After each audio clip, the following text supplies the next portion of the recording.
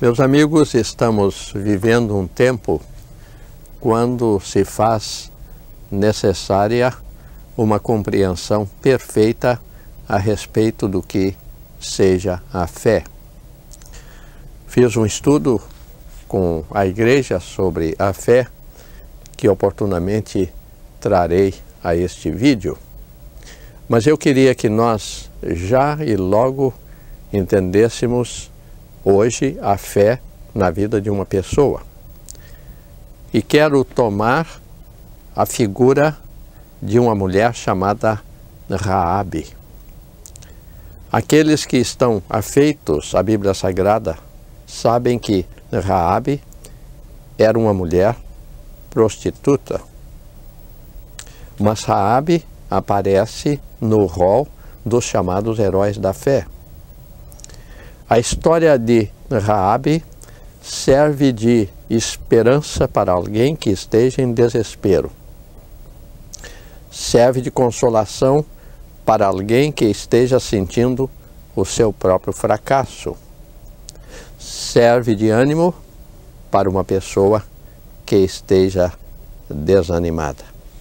É muito interessante quando lemos no capítulo 2 do livro de Josué, o envio desde Sitim até Jericó, do que a Bíblia chama 2 espias. E diz assim: foram eles e entraram na casa de uma prostituta que se chamava Raabe e que residia ali. Na sua casa posaram. Então deu-se notícia ao rei de Jericó, dizendo: eis que esta noite vieram aqui uns homens dos filhos de Israel para espiar a terra. Pelo que o rei de Jericó mandou dizer a Raabe: faze sair os homens que entraram a ti. Mas aquela mulher, tomando os homens, os escondeu. É interessante. Os escondeu. E aconteceu que, havendo-se de fechar a porta, sendo já escuro, aqueles homens enviados pelo rei saíram, mas ela fez os espias subir ao eirado e os escondera entre canas de linho. Assim foram esses homens após eles pelo caminho do Jordão até o val, e quando eles saíram, a porta se fechou. Há uma série de coisas interessantes. Eles não foram à casa de Raabe porque ela era prostituta. Não. Eles entraram na casa de Raabe porque foi a que se lhes apresentou mais aprazível, que lhes deu uma maior oportunidade de cumprir a missão para a qual tinham sido enviados. Mas vejam que Raabe os coloca no alto, no sótão. Ela arranja inclusive palhas para colocar lá. Ela queria que aqueles homens fossem resguardados. Usou uma expressão que realmente não é plena verdade. Ela mandou dizer ao rei que os homens tinham ido embora e que possivelmente estariam no Vale do Jordão, e os homens creram na mulher e foram embora. Agora imagine o que aconteceu. No dia seguinte, os homens agradeceram a Raabe e disseram que eles iam embora. E Raabe tinha tanta certeza que a muralha de Jericó iria cair, que ela disse o seguinte: eu quero, quando os senhores voltarem, ser salva eu, meu pai, minha mãe, meus irmãos e meus afins. Eu guardei os senhores ainda estão fora, a muralha ainda está aí, mas eu tenho tanta certeza que a muralha vai cair, que eu quero, quando os senhores entrarem na terra, eu quero que eu e toda a minha família estejamos salvos. Acha que Raabe pediu demais? Eu creio que não.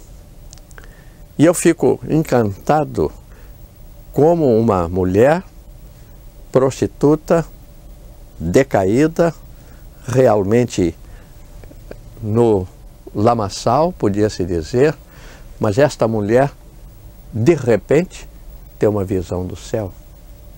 De repente, ela viu o que outros não viram.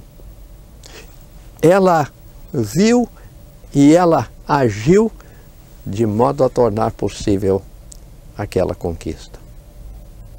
Por que foi que Raabe fez assim? O autor da carta aos Hebreus, que é chamada a carta dos heróis da fé, ele declara aqui de uma maneira tão linda a respeito de Raabe. Ele fala aqui que esta mulher que recebeu os espias não pereceu com os desobedientes, tendo acolhido em paz os espias. E o autor explica por que foi que ela fez isso. Pela fé, Raabe, a meretriz, creu. Ela não é heroína da fé porque foi meretriz. Ela é heroína da fé porque creu. Porque creu de todo o coração. Porque creu e praticou as obras que a fé lhe autorizava a fazer. Então, não há desculpa para alguém não ir ao céu. Só não vai ao céu quem não crê em Jesus, quem não aceitar. Não há desculpa. Cristo morreu por todos. A palavra de Deus diz no Evangelho de São João, capítulo 3,16, porque Deus amou o mundo de tal maneira que deu seu Filho unigênito para que todo aquele que nele crê não pereça, mas tenha a vida eterna. Durante o acontecimento da Rio 92, se juntaram na cidade maravilhosa representações de todas as nações da terra, de todos os graus culturais, de todo tipo de língua e de linguagem, com gestos, com práticas, com costumes os mais variados. Mas Jesus morreu por todos. Estava apreciando um programa feito numa das aldeias, e eu tenho muita paixão pelas aldeias, porque quando trabalhava com os índios, eu me sentia muito bem visitando as aldeias. E eu vi a pergunta que foi feita a um dos caciques: quando uma pessoa morre na aldeia, para onde vai? E o cacique disse: vai para o céu, porque no céu estão todos os que saíram daqui. Eu fiquei impressionado porque ele não disse outra coisa esotérica ou confusa. É verdade que a declaração dele é uma meia-verdade.